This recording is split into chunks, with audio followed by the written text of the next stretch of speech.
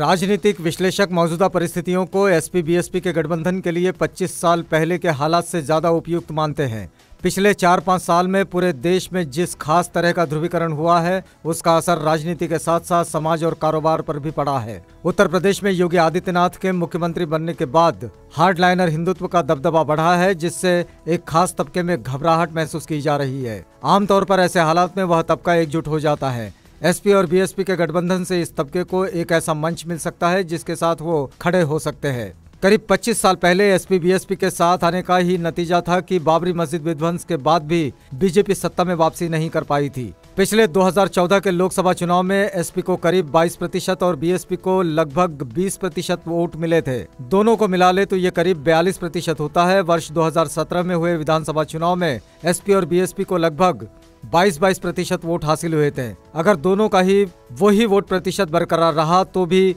वह बीजेपी के लिए कठिनाई खड़ी कर सकता है। एक अनुमान के अनुसार उत्तर प्रदेश में इस समय दलित मतदाता करीब 22% है और इनमें 14% जाटों भी शामिल हैं।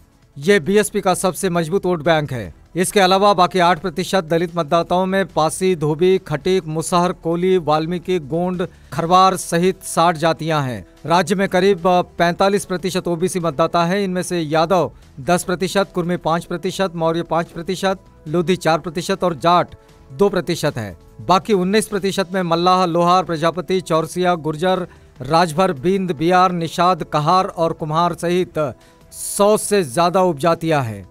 प्रदेश में माना जाता है कि करीब 19% मुसलमान मतदाता है। वर्ष 2014 के लोकसभा चुनाव में उत्तर प्रदेश की 80 लोकसभा सीटों में से बीजेपी गठबंधन को जबरदस्त कामयाबी के साथ कुल 73 सीटें मिली थी। बीजेपी को 71, उसकी सहयोगी पार्टी अपना दल को 2, एसपी को 5 और कांग्रेस को 2 सीटें मिली थी। लगभग 19% वोट पाने के बावजूद बीएसपी का खाता तक नहीं खुल सका था।